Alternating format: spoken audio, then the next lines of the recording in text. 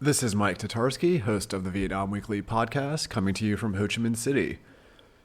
Vietnam is, to put it mildly, extremely open to trade. The country is a party to 18 free trade agreements, including globally significant pacts such as the EU-Vietnam FTA and the laboriously named Comprehensive and Progressive Agreement for Trans-Pacific Partnership, or CPTPP. According to the World Bank, trade, including all exports and imports, was worth 186% of Vietnam's GDP in 2022, one of the highest rates in the world. In other words, this means the value of the country's traded goods is worth far more than national GDP, currently just over $400 billion. Export-focused manufacturing, especially by foreign multinationals like Samsung, for example, dominates economic and business news here, and the government sees high-tech manufacturing such as semiconductors as vital to continued rapid economic growth in the coming decades. Of course, all of those products, both exports and imports, have to move around the world, leaving Vietnam's supply chains vulnerable to external crises such as the Houthi strikes on ships in the Red Sea off the coast of Yemen, one of which killed a Vietnamese sailor in March, drought around the Panama Canal, which is reducing the number of ships that can pass through there on a daily basis, or the collapse of the Francis Scott Key Bridge in Baltimore a couple weeks back. Today's guest is Dr. Majo George, a senior lecturer at RMIT University Vietnam's business school who focuses on global logistics and supply chain management. We talked about how international developments are impacting Vietnam's trade links, possible alternatives to avoid war zones and other crises, the importance of imports as an often overlooked part of the economy, the proposed $5 billion Can Gio transshipment port here in Ho Chi Minh City, and what the country needs to do to further improve internal logistics. Let's get to my conversation with Majo. Majo, thanks so much for joining me on the podcast. Thank you for welcoming me here. Of course. So we'll jump right in, and kind of when it comes to international logistics and supply chains, I suppose the top story is the Red Sea crisis, or at least the most high profile at the moment, and has even claimed the life of a Vietnamese sailor in the past couple of weeks, tragically. Vietnam is, of course, a very export-dependent economy, going across the Pacific and also west towards Europe and Africa and places like that. But how is this crisis impacting Vietnam's exports?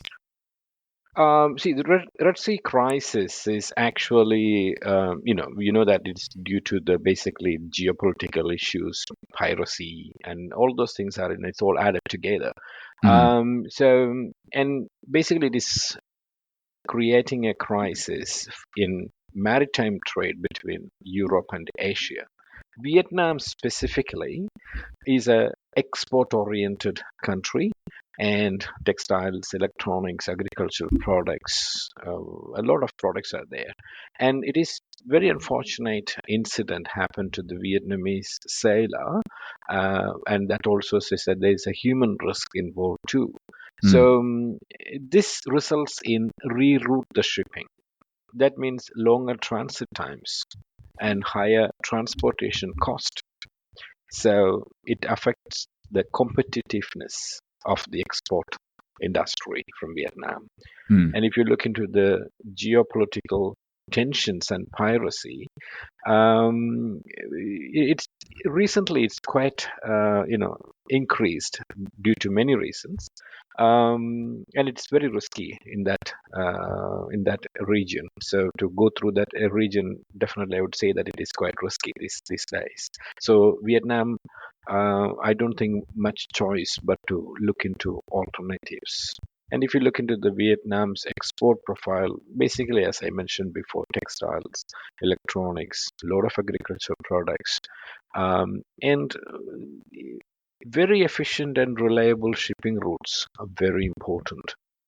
So we need to feed 8 billion people in the world, right? So the whole world is actually running on excellent logistics facilities, which we have right now. So for Vietnam concerned, the European Union and other Asian countries, Americas, are all Vietnam's markets. So any disruption in the Red Sea, which is the primary route, will have very big impact on Vietnam's export activities. When you look into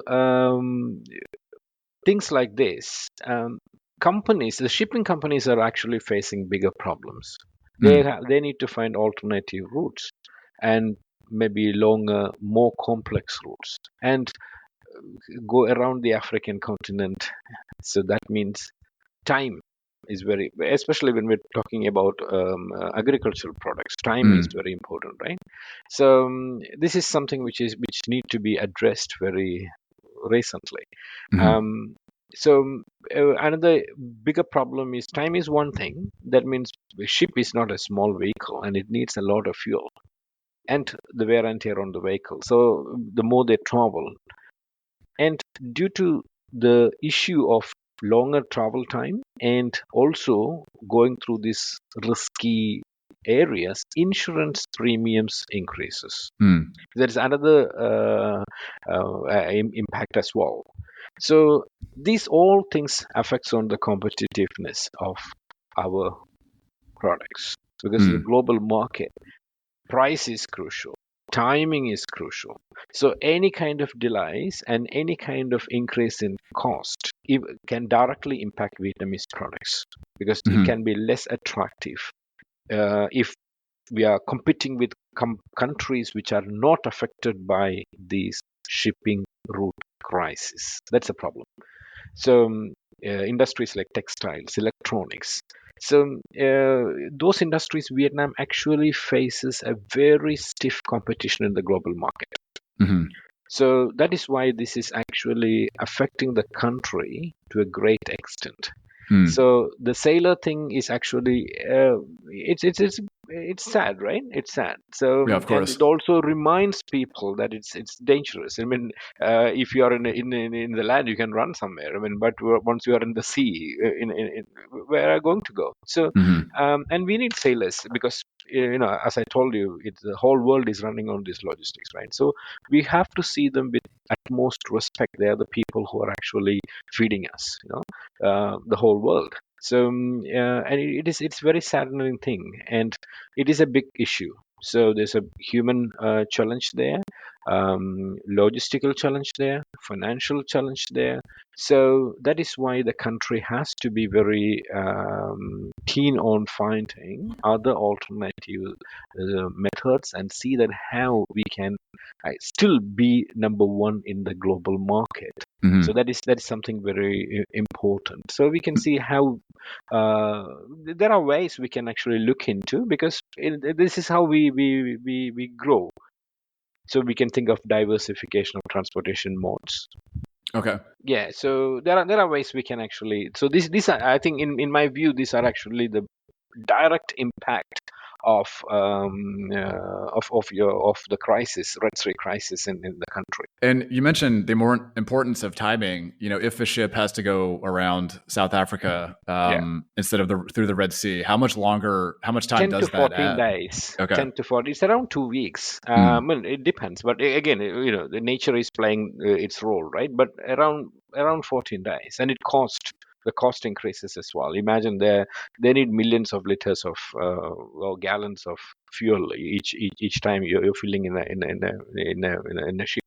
So it costs that impact as well. And that's a delay. That's a delay, because if in logistics, the problem is if you delay a day, the buyer can refuse complete shipment without any compensation. Right. So timing is a big issue there. Okay. Of course, the cost and the other factor there, but still timing is a big issue there. And I mean, you mentioned alternatives. I know in the news over the years, I've seen talk of trying to open freight train routes from Vietnam through China and Russia to get to Europe. Russia, of course, presents kind of a whole set of other geopolitical challenges. But what are some alternatives? Besides going around South Africa, what are some alternatives for companies looking to ship to Europe?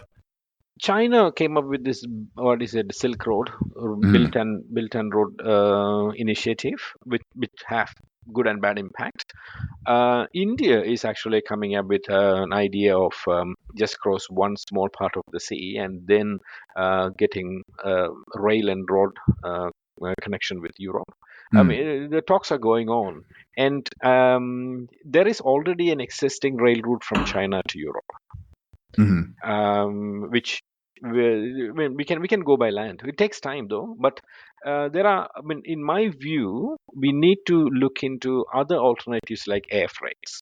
The Mm. problem with the air right now is the cost because of the weight and fuel and all those connect. But I think that if a crisis like this is coming, we might start thinking of alternatives like that. It Okay. won't be because once we get big quantity, then I think things will be much easier. But Mm. definitely, we need to look into other alternative routes. Yeah, and I suppose this crisis really kind of just highlights once again the how global shipping and logistics kind of has these choke points. I mean, in 2021 we had the Evergreen cargo ship that got stuck, ran aground in the Suez Canal. And even last week was stuck there for a week, and right. it disrupted a lot. And even right now, Baltimore is right.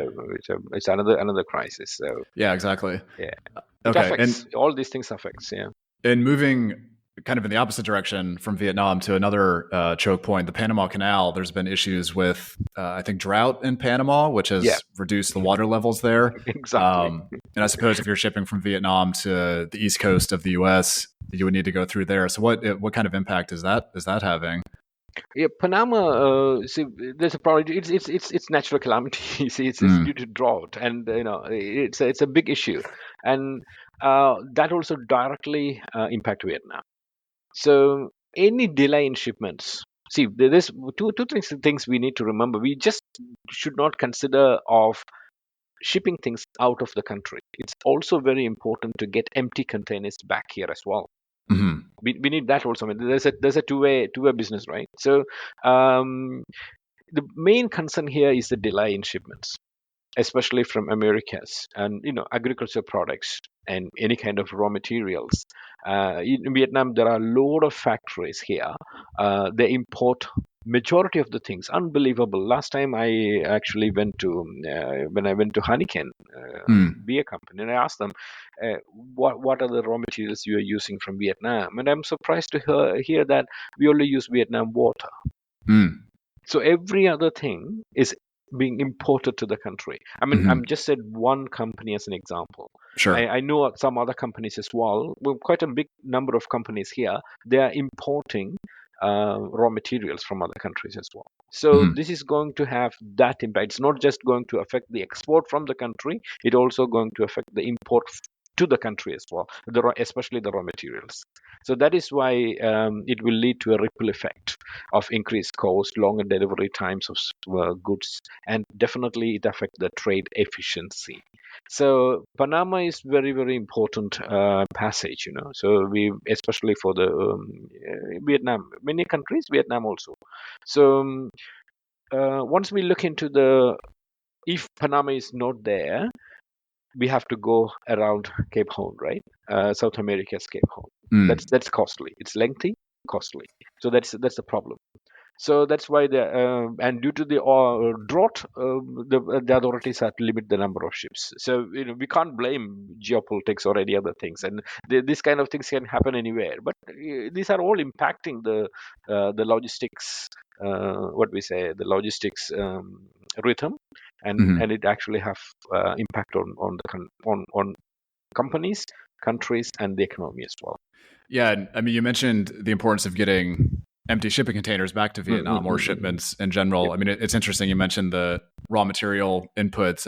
My wife works in the furniture industry, so I'm familiar with how manufacturers here import a lot of their timber from North America, for example. Yeah. So I know during the pandemic. Last month, I visited one furniture manufacturing factory in Binzum. They import a lot. They import. I was quite surprised. I asked them that you don't use. They said no. We do use some of the local materials, but we do import a lot. So a lot of, as I told you, a lot of companies are importing raw materials to Vietnam as well. It is not just simply exporting the finished product. Right. Yeah. And you mentioned, again, shipping containers. And I know during the pandemic, there was this huge crisis internationally of shipping container availability and prices skyrocketed, around the world. The, ships were lined up at American ports and all that. It's not just that. There's one more thing. Space in the ship. Space in the ship. So because the number of ships are actually reduced, it's a very, very difficult to get space to export your containers. I was talking to some of these prominent logistics companies here, and they told me that now we have to use our personal connections and this and that, and not easy.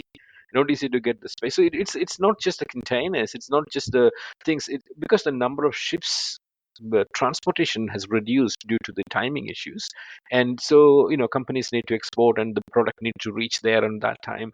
But everything is ready, but there is no space in the ship.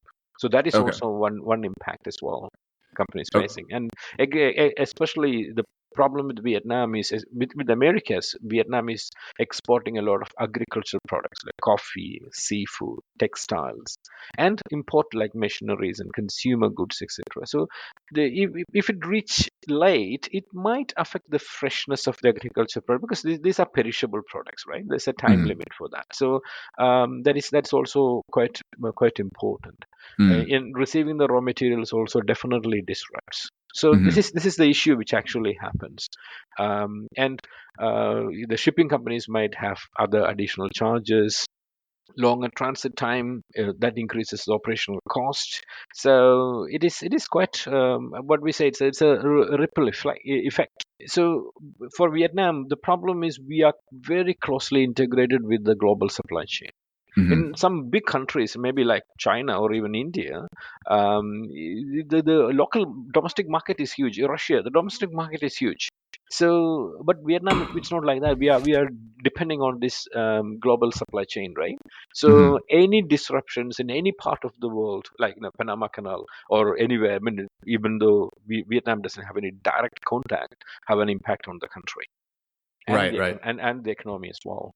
And I mean, what are shipping rates or shipping prices like at the moment, maybe in Um, comparison to a couple years I'm, ago? I don't know exact amount, exact Hmm. rates, but I can give you an average figure. When it varies, okay, because every day it varies 200, 300, $300. But roughly before COVID, it was, it should say, I would say from here to Americas or even to the Europe, it's around less than $2,000. And it went up to $12,000 during COVID time, Hmm. which went down to $8,000 when the crisis came up, and currently it's around $3,000 to $4,000. Okay. So, yeah, but still, sometimes it can go down a little bit, it can go up a little bit, but it varies as well. Now it is not kind of a fixed. It actually like on a daily, like you go to the market now. The crisis is like that. When I was talking with the industries, with the people who are actually in the world, they said that, see, the price actually changes. I'm trying to get the best price, and like this. So the stability is not no longer there. Mm. It actually fluctuates, and that's a big problem with the industries where they're importing and exporting. So because it's a container wise, right? And it, Yeah. it has it has a lot of impact.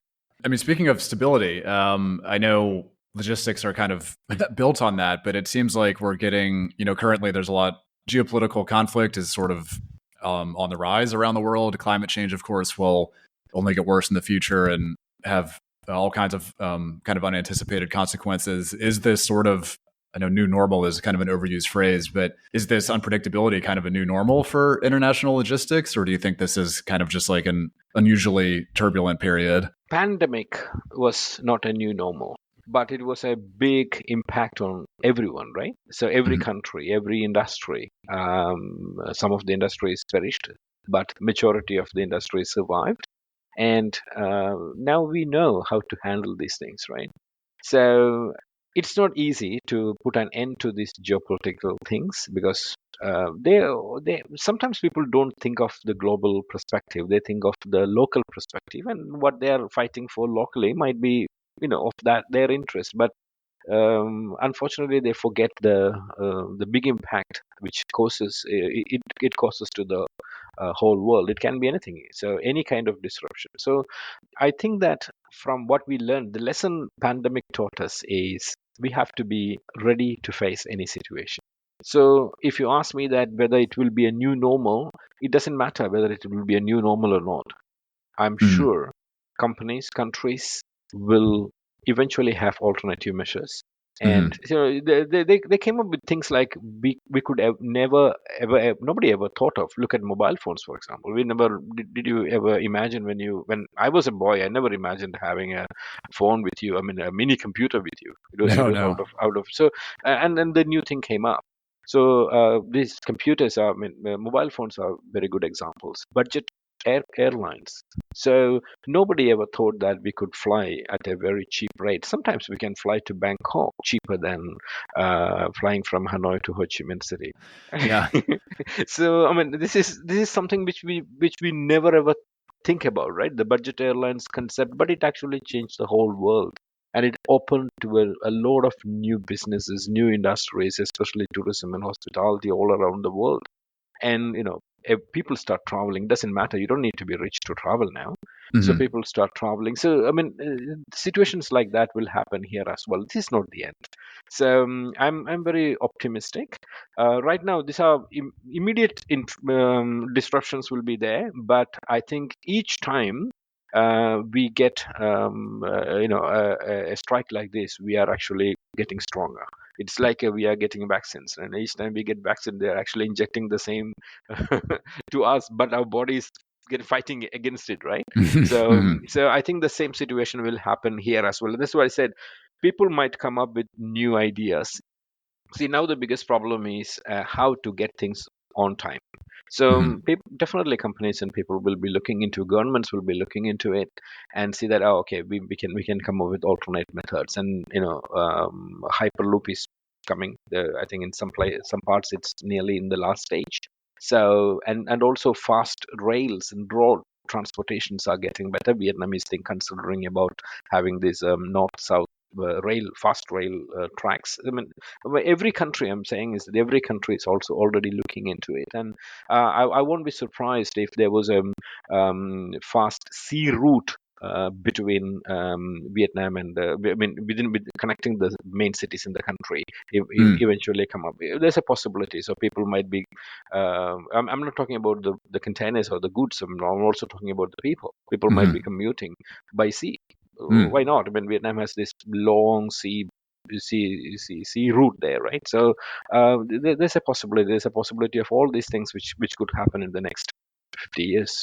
Yeah, certainly interesting to think about. And I mean, on the topic of domestic proposals, projects, in logistics, there's been a lot of coverage recently of this proposed Can Gio transshipment port Yep. here in Ho Chi Minh City. I think $5 billion or something along those lines. It hasn't been approved yet or anything like that. But what's your take on this proposal? I know it's there. There's a bit of controversy since Can Gio is quite a natural area. There's a lot of mangrove forest. What do you think of this port idea? Vietnam needs bigger ports, definitely. We surely have to do compromises.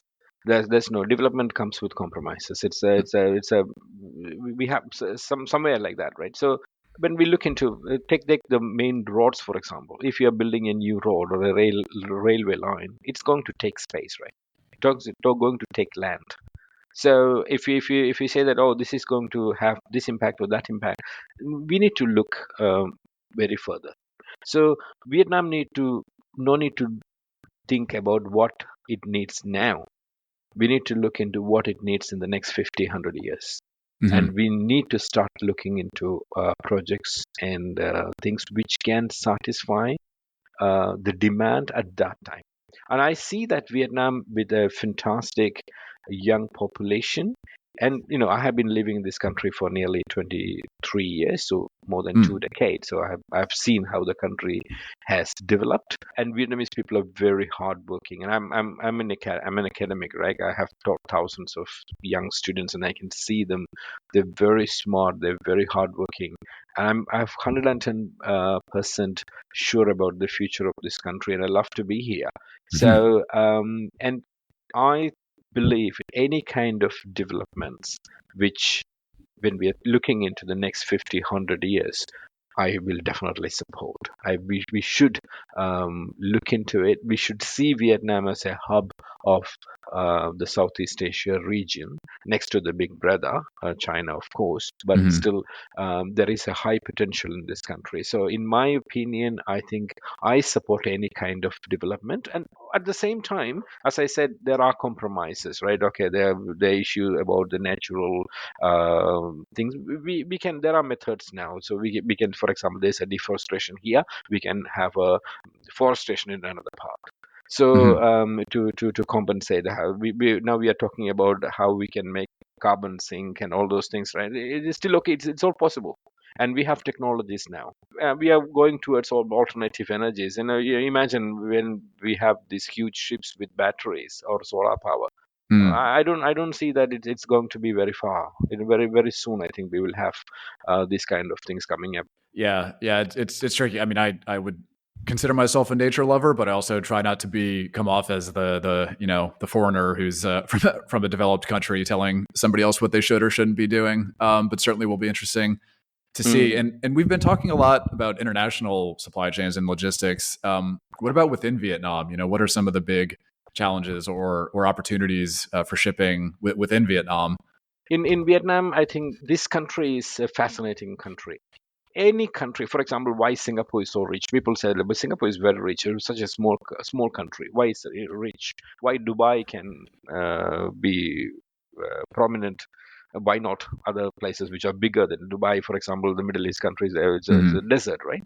But geographical location is important. So Vietnam is actually in a very good spot. Hmm. So I think that it is very important for Vietnam to realize that significance and explore maximum to whatever extent we can actually get into it. What I think, when we go back to the transshipment project, I think that if Vietnam is going to be the big transshipment hub, we don't have to depend on other transshipment hubs, which we are actually depending right now, right? Hmm. So it actually improves the efficiency, and definitely it will help us have advanced technology, etc. Hmm. Reduce cost, and the trade volumes will increase. It is definitely have very good economic effect for the country. So when we look into all these things, then we look into what we can do within the country, right? So if you look into the Vietnam's logistics and what we look into the Vietnam's internal logistics, so we need to integrate technology, definitely digitalization, better infrastructure. Definitely, we always talk about sustainability and green logistics, right? Hmm. Um, what I always highlight when I teach my students, and the strategic location of Vietnam is fantastic, and the Hmm. political stability of the country and the neutrality Vietnam tries to maintain with all the big powers. You Hmm. take any country, Vietnam is a friend of them. Hmm. I don't see any country Vietnam is fighting with. Even though there are disputes with China, Chinese president was here the other day, right? Yeah. So when every country, I think Vietnam's foreign policy, I think, is a fantastic thing, which also definitely help. So what Vietnam can do here is to adopt advanced technologies, artificial intelligence, blockchain, IoT, big data. I mean, we can say these things, but the advantage is these technologies can optimize the routing, and it can also improve inventory management, Mm. tracking, tracing, and streamline. So once you can do these things, it actually have a big impact. So when we look into the digital platforms, we need to develop a digital platform for freight booking, customs clearance. See, one thing in Vietnam, sometimes people say that interpretation of the rules can be different at different custom centers. So Mm. once we put it into a platform, things will be much easier. Mhm. So that will actually helps become the country become more efficient, reduce less paperwork. And for example, if a company is actually sending something to Vietnam to a port in the south or the north or the central, the policy is same. It Right. won't be interpreted differently. Right. So Right. in infrastructure, we need to have port development. Kanza is very good. For this is an example. We need large deep sea ports, right? Large vessels. We need that more. Transportation network improvement is another important. See, just for having ports is not enough. We Hmm. need roads, we need rails. See, for example, in India, in my country, I think the government is actually looking into, and we are having these ro facilities. You know that right? They put the trucks on the train.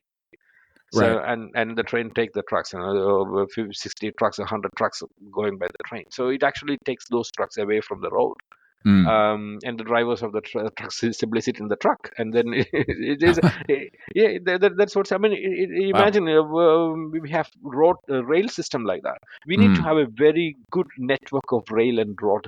I mean, I wrote about this thing before as well. It's very important. So, and also not only within the country, also to the neighboring countries, right? We need expressways, upgraded railway system, and we need to have improved last mile connectivity.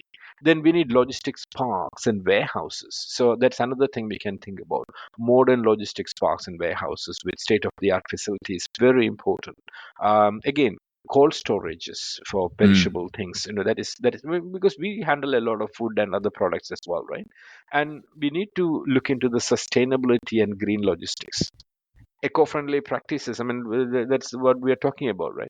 Mm. Using electric or hybrid vehicles for transport. I think in the next 50 years it will happen. Then Yeah. definitely carbon footprint reduction is there. And Vietnam's location, this is the Hmm. gateway to the ASEAN, and the proximity to all Asian economies, that's very, very good. And definitely the trade agreements Vietnam has with other things. And Vietnamese government is actually supporting. And I think that recently the government is giving a little more importance to the logistics sector. Look at the bridges, the roads, all the Hmm. infrastructure the government is doing. So that is why I see a very, very good impact on the country's economy in the future, and Vietnam will have a very positive future. That's what my feeling is. Yeah, I certainly hope so. I appreciate your optimism. I know people who read my newsletter will be familiar with some of my criticisms about infrastructure, but certainly there's no doubt they're expanding highways and Mhm. things like that here. And of course, this stuff does take time. So No, hopefully in the what future. we need to remember is Vietnam Mm. was once a completely destroyed country, right? Yeah.